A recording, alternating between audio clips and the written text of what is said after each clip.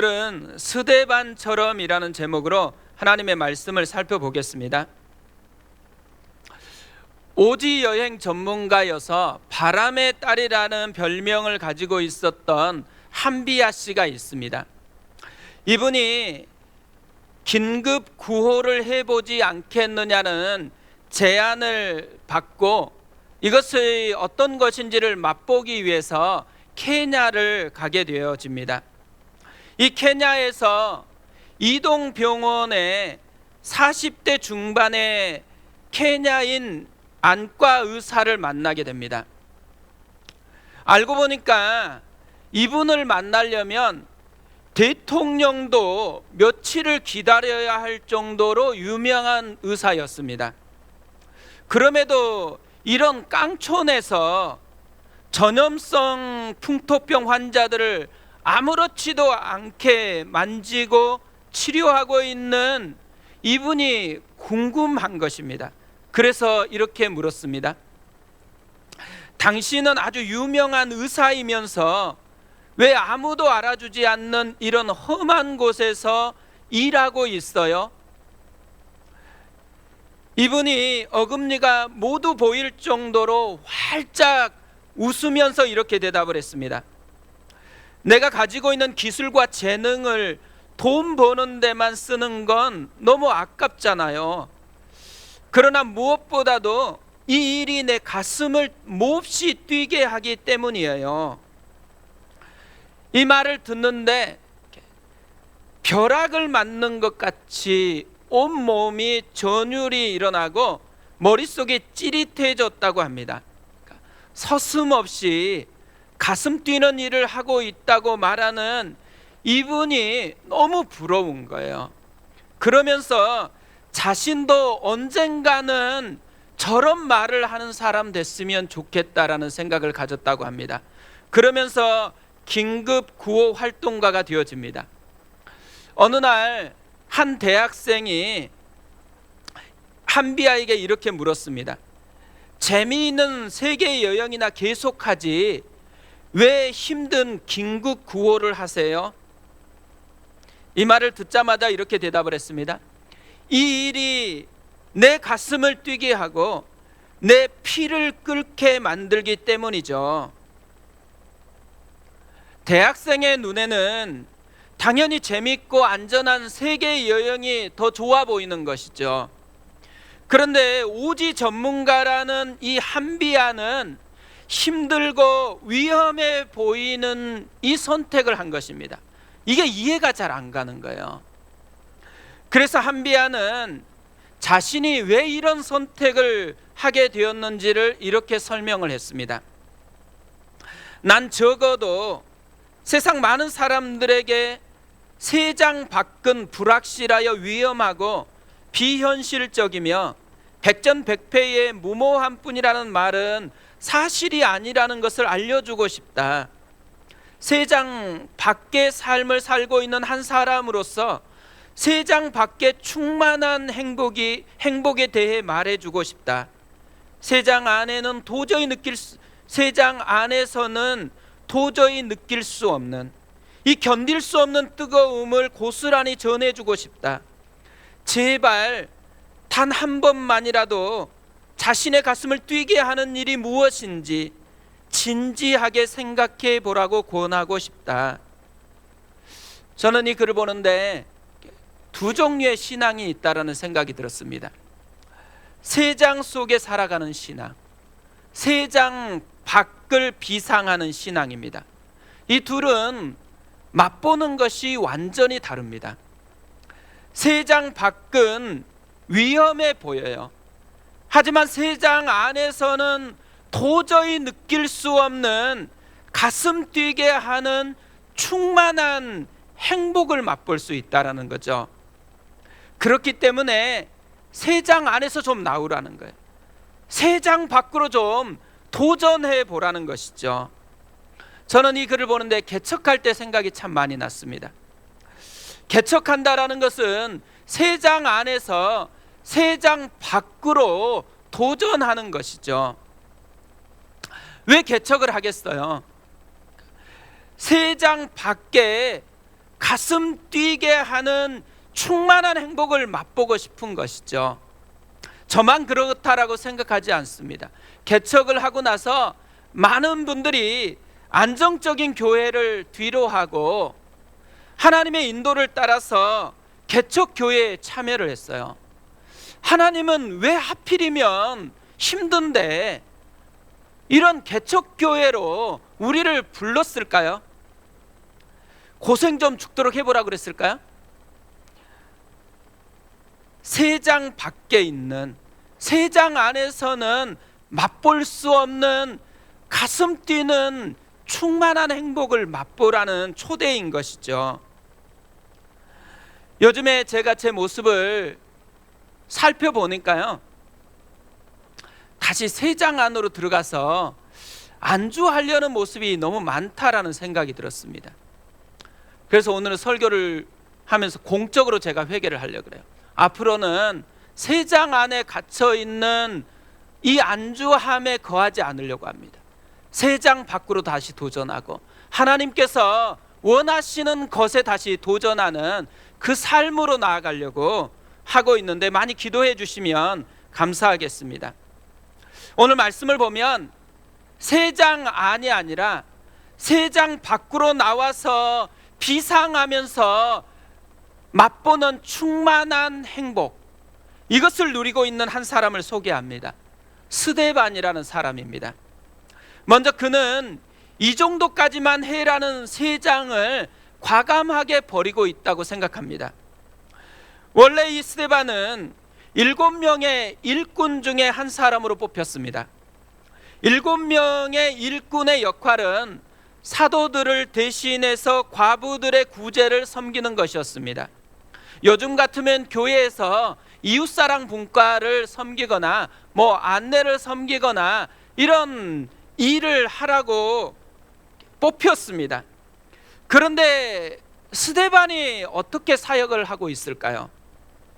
구제를 섬기는 그 이상을 살고 있는 것입니다. 8절을 우리 같이 한번 보겠습니다. 같이 읽습니다. 스데반이 은혜와 권능이 충만하여 큰 기사와 표적을 민간에 행하니, 그러니까 스데반이 하고 있는 사역을 소개하고 있습니다. 구제는 너무 당연한 것이기 때문에 아예 꺼내지도 않아요. 대신에 큰 기사와 표적을 행하였습니다. 원래 이 스데반의 사건이 있기 전까지만 해도 기사와 표적은 누구의 사역이었을까요? 사도행전 2장 22절에서 이렇게 말씀합니다. 이스라엘 사람들아, 이 말을 들으라.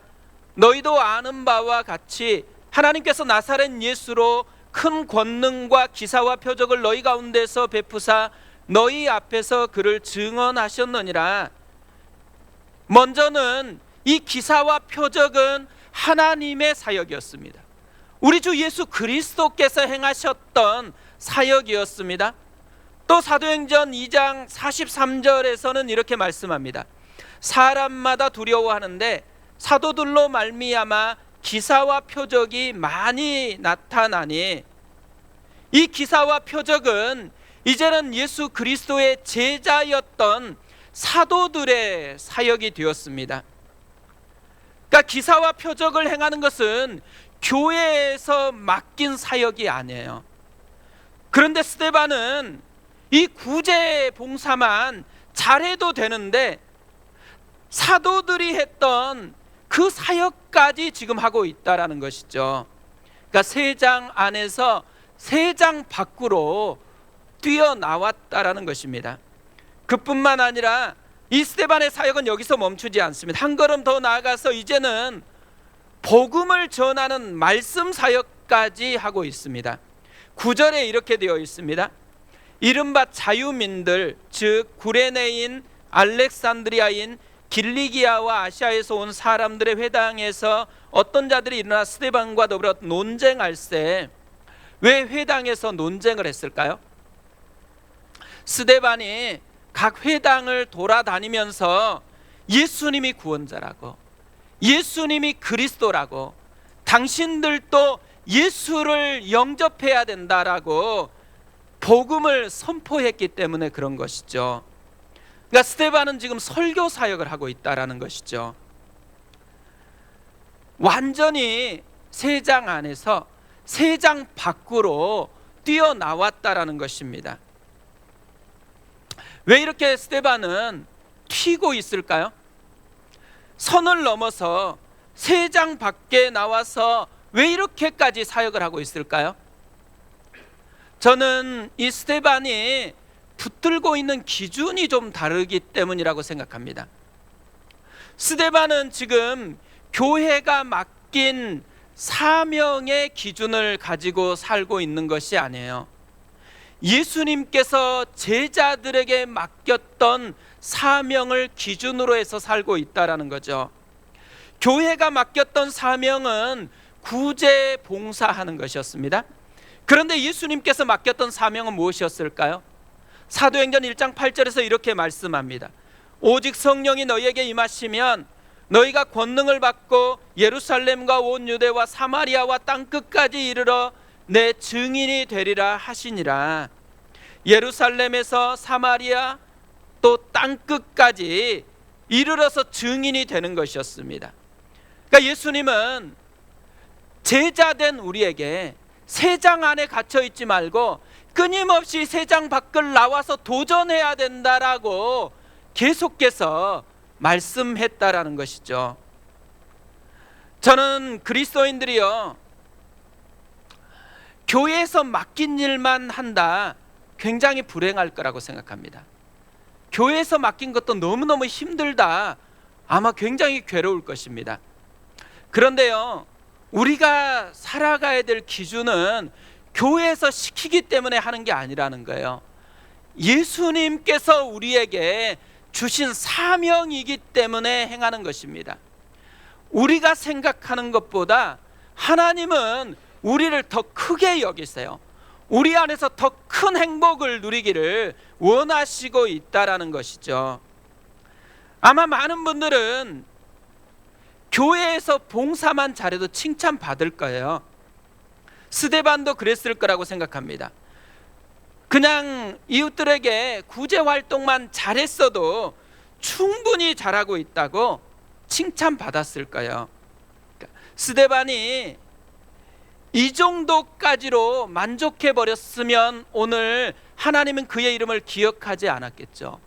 그런데 스데반은 이 정도까지만으로는 만족하지 않았습니다. 이 정도까지만이라는 이 세 장을 과감하게 뛰쳐나왔다라는 것이죠. 그렇다고 해서 환호해 주거나 격려해 준 것은 아니었어요. 오히려 반대였습니다. 복음을 열심히 가서 전하니까 너무 고맙다고 받아들이는 것이 아니고 오히려 논쟁을 해요. 모함을 하고 고소를 해서 산헤드린 법정에까지 서야만 했습니다. 이것을 11절부터 14절에 우리에게 알려주고 있어요. 사람들을 매수하여 말하게 하되 이 사람이 모세와 하나님을 모독하는 말을 하는 것을 우리가 들었노라 하게 하고 백성과 장로와 서기관들을 충동시켜 와서 잡아가지고 공회에 이르러 거짓 증인들을 세우니 이르되 이 사람이 이 거룩한 곳과 율법을 거슬러 말하기를 마지 아니하는도다. 그의 말에 이 나사렛 예수가 이곳을 헐고 또 모세가 우리에게 전하여 준 규례를 고치겠다 함을 우리가 들었노라 하거늘. 그러니까 정상적인 방법으로는 스데반을 논쟁으로 제압할 수가 없었어요. 그러자 사람을 매수했어요. 그리고 모세와 하나님을 모독한다고 모함을 했습니다. 왜 이렇게 모함했겠어요? 신성 모독죄에 걸리게 하려고. 그래서 이 신성 모독죄로 고소를 해서 산헤드린 법정에 세우기까지 한 것이죠. 근데 이것을 보면 참 신기한 게 있습니다. 복음서부터 여기까지 보면요, 하나님 나라의 복음을 가장 강력하게 저항하고 반대하는 세력이 누구인가요? 귀신들이 아니에요. 아이러니하게도 하나님을 잘 믿고 싶고 하나님의 말씀을 잘 지키고 싶어서 다시 유대 땅으로 돌아왔던 유대인들이라는 거죠. 그뿐만 아니고요, 자기를 부인하고 하나님의 영광을 위해서 살겠다라는 제사장들, 그러니까 종교 기득권 세력들이었다라는 거예요. 왜 그랬을까요? 그들에게는 하나님보다 돈이 더 중요했죠. 그들에게는 하나님의 영광보다는 자기 이득, 자기 명예가 훨씬 중요했다라는 것입니다. 그러니까 이 사람들은요, 세장 안에서 갇혀서 살고 있다라는 거예요. 돈이라는 세장 안에 갇혀 있어요. 자기 이득, 자기 명예라는 세장 안에 갇혀 있는 것입니다. 이 사람들이요, 자기만 갇혀 있는 게 아니에요. 왜 이렇게까지 불법적인 방법까지 동원해서 이 스데반을 법정에 세우려고 하고 있겠어요? 자신들만 세장 안에 갇혀 있는 것이 아니고 이 스데반까지 다시 세장 안으로 끌고 오려는 것이죠. 저는 이 스데반의 때만 그런 것이 아니고 지금 우리 시대도 마찬가지라고 생각합니다. 지금도 마귀는 할 수만 있다면 모든 것을 동원해서 우리를 세장 안에 가두려고 애쓰고 있다라는 거죠. 이 시대에 마귀가 엄청나게 성공적으로 이 일을 수행하고 있어요. 그 수행하는 무기 한 가지가 뭐냐면 이 정도까지만 해라는 무기예요. 이 정도까지만 해라고 계속 이야기를 합니다. 복음을 누구에겐가 전하면 여기까지만 하라고. 당신만 잘 믿으면 됐지 왜 나 귀찮게 하냐고 그렇게 이야기를 합니다. 또 교회에서 조금 더 헌신하려고 그러면 어떻게 해요? 여기까지만 하라고. 너무 과하게 하지 말라고 계속해서 속삭이는 것이죠. 저도 신앙생활할 때 제일 많이 들었던 말, 너무 깊게 빠지지 말라라는 것이죠. 너무 깊게 빠지지 말라라는 의도가 뭐겠어요? 이 정도까지만 해라는 거예요. 그러니까 세장 밖으로 나가면 안 된다라는 거예요. 세장 안에서 살아야지. 세장 밖으로 나가는 순간 고생하고 그 순간 위험해진다라는 속삭임을 계속해서 하고 있습니다. 그런데 세장 밖으로 나가는 순간 경험하게 될 가슴 뛰는 풍성한 행복은 절대로 얘기하지 않아요. 저는 올해 우리가 스데반처럼 됐으면 좋겠습니다. 우리 교회가 스데반과 같은 교회가 됐으면 좋겠습니다. 세장 안에 갇힌 신앙이 아니고 세장 밖으로 도전하는 그런 신앙이 되어졌으면 좋겠습니다. 그래서 세장 안에서는 맛볼 수 없는 특별한 기쁨, 특별한 행복을 맛보는 그런 한 해가 되어졌으면 좋겠습니다. 작년부터 제가 계속 읽고 있는 책이 있습니다. 몇 가지 책 중에 한 가지 제목으로 읽고 있는 책이 뭐냐면 죽은 교회를 부검하다라는 책이에요. 제목이 조금 살벌합니다. 그런데 이 책에 보면 죽은 교회의 특징을 10가지로 소개를 합니다. 이런 것들이에요. 점진적인 쇠퇴, 아무도 알아채지 못할 만큼 서서히 쇠퇴한다고 합니다. 과거의 영광, 어떤 변화도 한사코 거부한다고 합니다. 지역사회를 외면, 그들만의 교회라는 거죠. 탐욕, 내부지향적으로만 예산을 사용한대요.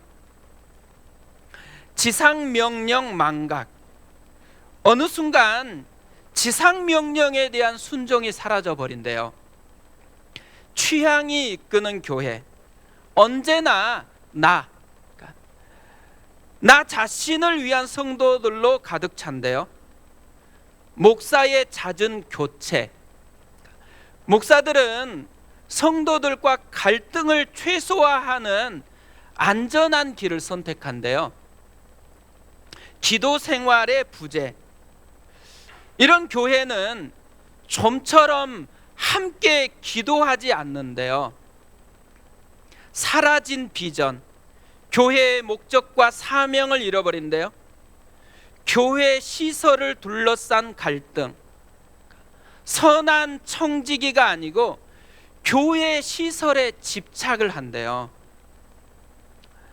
저는 이것을 다 하나로 모으면 세 장 안에 갇힌 교회, 세 장 안에 갇힌 신앙이라는 생각이 들었습니다. 세 장 안에 갇히는 그 순간 죽게 된다라는 거예요. 신앙이 죽은 신앙이 되어버린다라는 거죠.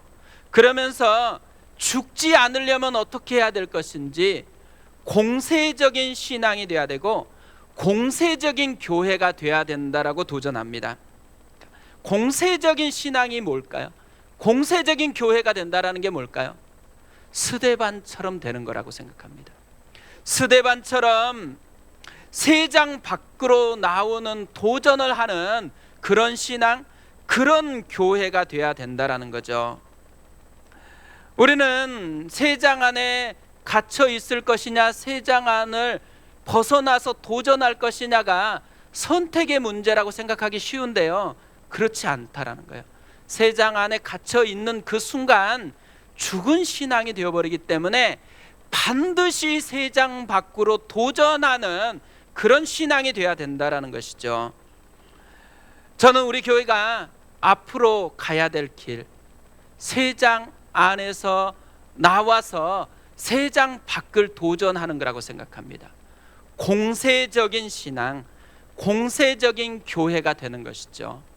그래서 올해부터는 우리 교회의 표어를 공세적인 교회, 공세적 신앙, 이런 걸로 좀 바꿨으면 좋겠다라는 생각을 했습니다.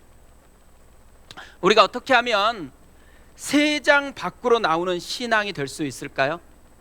제가 이 질문을 가지고 고민하는데 한 목사님의 이야기가 생각이 났습니다. 이 목사님이 임직식을 마치고 직분자 모임에서 이런 이야기를 했다고 합니다. 세상에서 대통령이 되는 것보다 하나님께서 주신 이 직분이 더욱 중요합니다. 그러니 새벽 예배에 꼭 나와서 저와 교회를 위해 기도해 주십시오. 근데 이 목사님의 교회는요, 우리 교회하고 좀 형편이 비슷하더라고요. 그린벨트 지역이고 교통편이 좋지 않아 가지고 권사님들이 새벽에 나오는 것이 쉽지가 않은 거예요. 그러다 보니까 임직자 중에 절반 정도만 나왔대요.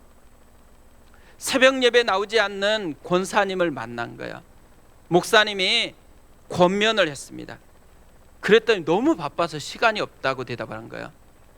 이 권사님을 아는 분들에게 권사님이 뭐가 그렇게 바쁘냐라고 질문을 이렇게 물어봤대요.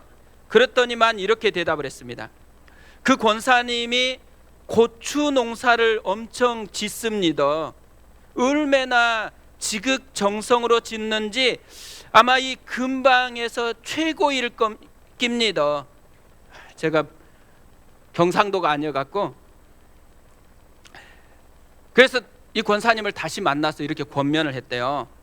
권사님, 고추밭엔 날마다 가신다면서요, 고추가 뭐가 그렇게 중요합니까? 아이고 마 목사님, 예, 아이들은 농사 짓지 말라고 합니다. 하지만 제가 아이들을 위해서 할 수 있는 게 뭐 있겠습니까? 고춧가루 만들어주는 게 제 낙입니다. 아무리 설득해도 통하지가 않더래요. 어느 날 기도하는데 하나님께서 이런 마음을 목사님에게 주신 거예요. 네가 진짜 나의 종이라면 그 권사를 그대로 두면 안 된다. 고추를 모두 뽑아버려라. 그래서 목사님이 하도 스트레스를 받으니까 이런 생각까지 하게 됐구나, 이렇게 생각을 했대요, 처음에는. 그런데 기도를 하면 할수록 그게 아니다라는 것을 깨달았어요. 그래서 더운 늦여름 어느 날 권사님의 고추밭을 찾아갔습니다. 우통을 벗고 고추대를 손으로 뽑기 시작했어요. 2시간 정도 지나니까 물집이 잡히고 땀이 비오듯 해서 더는 못하겠다라는 생각이 들었습니다. 3분의 1 정도 남겨두고 집에 돌아오면서 권사님 따님에게 전화를 했어요. 집사님, 누가 고추를 뽑았냐고 물으면 제가 했다고 하십시오. 권사님이 그날 고추밭을 찾아온 거예요. 보고는 충격을 받았습니다. 실성한 사람처럼 만나는 사람마다 묻는 거예요. 아무도 대답을 해주지 않는 거예요. 이 답답한 마음에 딸에게 전화를 걸었습니다. 오늘 누가 우리 고추밭에 들어와 다 뽑아놨다. 니는 누가 그랬는지 아나? 딸이 갑자기 겁이 나가지고 얼떨결에 모른다고 그냥 대답해버린 거야. 그리고 밤 9시 정도에 목사님께 전화한 거예요. 그래서 목사님이 승합차를 타고 권사님 집으로 갔습니다. 권사님이 실성한 사람처럼 눈동자도 움직이지 않고 있대요. 그래서 권사님, 왜 그렇게 정신이 없습니까? 어떤 죽일 놈이 우리 고추밭을 다 뽑아놨습니다. 권사님, 제가 했습니다. 그런 말씀 마십시오. 목사님이 와 우리 고추밭에 손을 댑니까? 권사님, 제 손을 좀 보십시오. 죄다 뽑으려고 하다가 덮고 해서 조금 남겨놨습니다. 손을 보더니만 표정이 차갑게 굳어지면서 이렇게 물었어요. 목사님이 와 고추를 뽑습니까? 그러자 목사님이 이렇게 대답했습니다. 권사님은 수십 년 전 예수님을 믿고 이제 권사까지 되셨습니다. 그런데 예수님이 우리를 위해, 내 죄를 위해 십자가에서 죽으신 것이 너무나 감사해서 감격한 적이 있습니까? 권사님은 지금 고추밭에서 심장이 떨리고 치가 떨려서 말을 못한다고 하십니다. 하지만 복음을 전하다가 죽을 영혼이 복음을 받아들여 너무 좋아 심장이 떨린 적이 한 번이라도 있습니까? 옆 사람이 지옥에 가는 게 너무나 안타까워서 오늘처럼 떨린 적이 있습니까? 권사님이 가만히 눈을 감더니 한 7분 정도 지나서 무릎을 꿇더니 목사님, 제가 잘못했습니다. 이 고추가 뭐랐고 지금까지 이렇게 온갖 정성을 쏟았는지 모르겠습니다.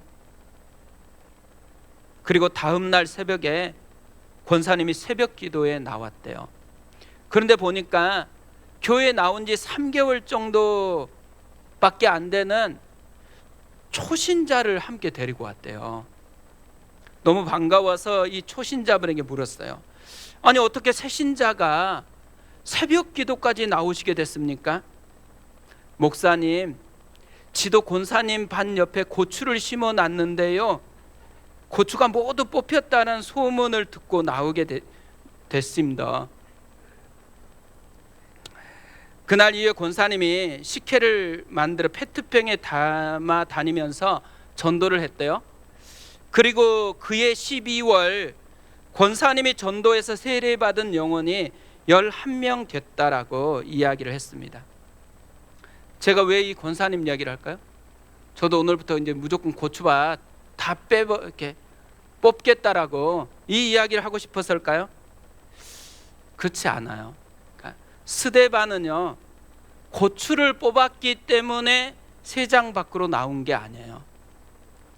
두려워서, 하나님이 혹시라도 나를 칠까 봐서, 그래서 세장 밖으로 나온 게 아니에요. 충만했기 때문에 나왔습니다. 3절에 보면 스데반은 성령과 지혜가 충만했습니다.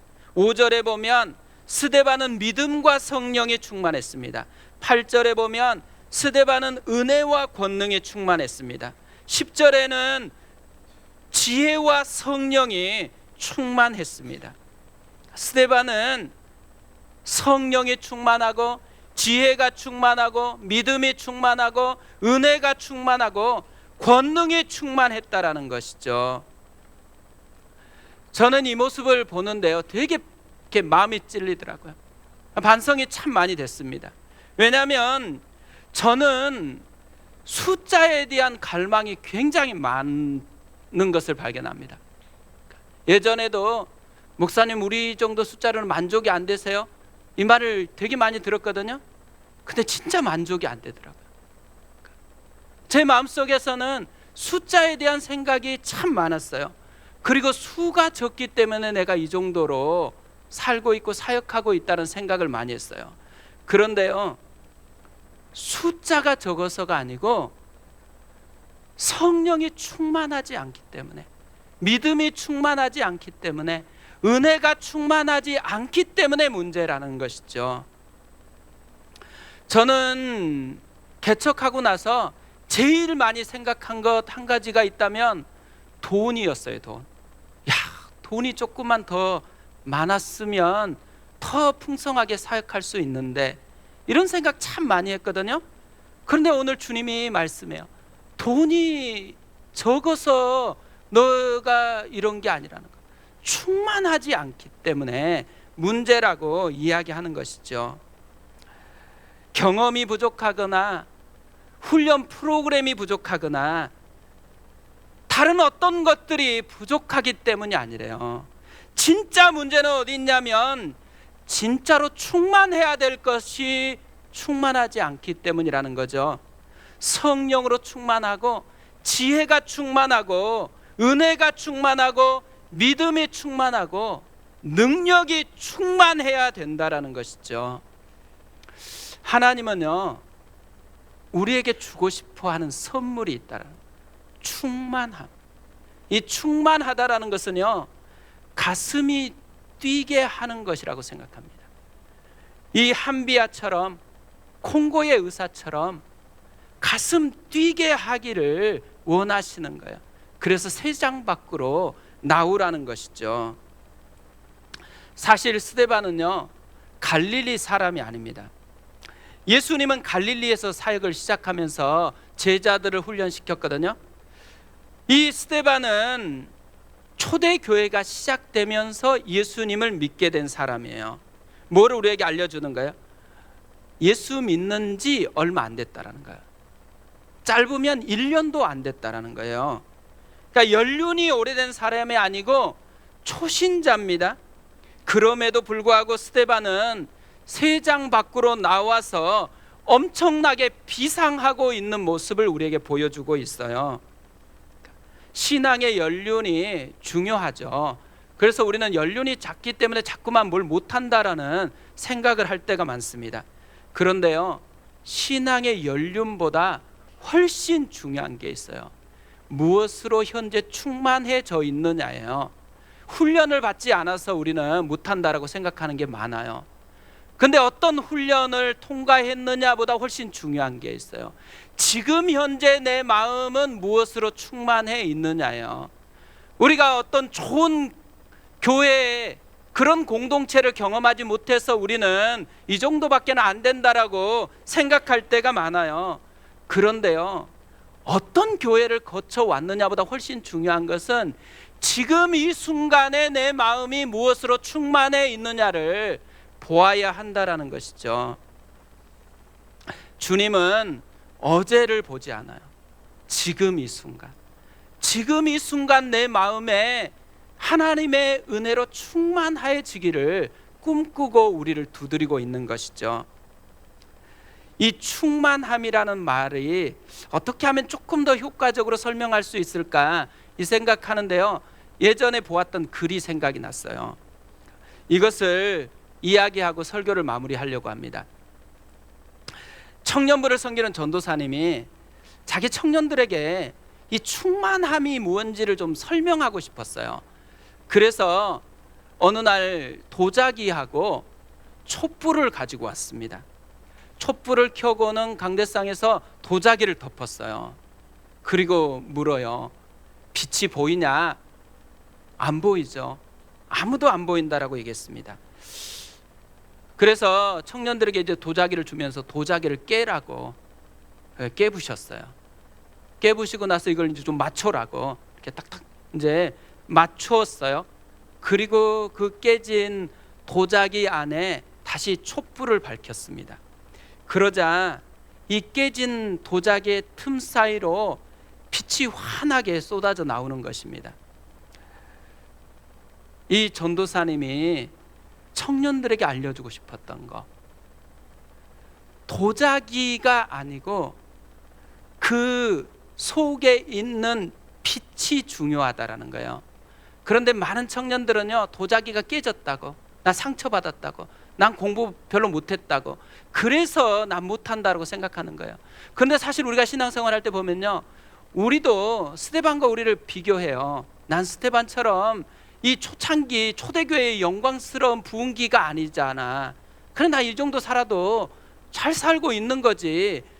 나는 이렇게 끝없이 한국교회가 타락하고 미끄러져 있는 이 시대를 살아가니까 이 정도 예배만 드리는 것도 감사해야지, 뭘 더 원해.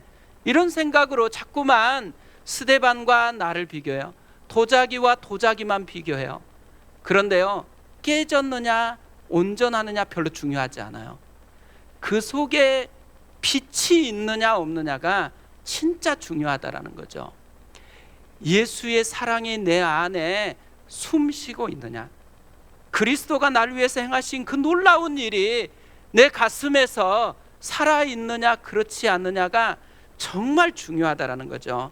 스데반이 세상 밖으로 나왔었던 유일한 힘은 자기에게 능력이 있는 것이 아니었어요.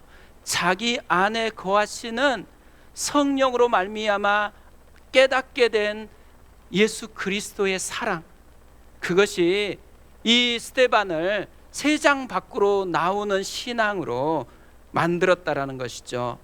오늘 주님께서 우리에게 하고 싶은 것이 그거라고 생각합니다. 우리는 질그릇 같아요. 그렇지만 우리 안에 보배이신 그리스도가 담겨져 있습니다. 날 위해 죽으신 그리스도의 사랑은 변함이 없습니다. 그때나 지금이나, 바울이 경험한 것이나 내가 경험한 것이나, 베드로가 경험한 사랑이나 내가 경험한 예수 그리스도의 사랑이 한치도 다르지 않습니다. 이 사랑을 더 깊이 깨닫고 이 사랑에 더 깊이 집중하는 은혜가 있었으면 좋겠습니다. 그래서 우리가 세상 밖으로 도전하는, 세상 밖의 기쁨을 맛보는 그런 삶이 되어졌으면 좋겠습니다.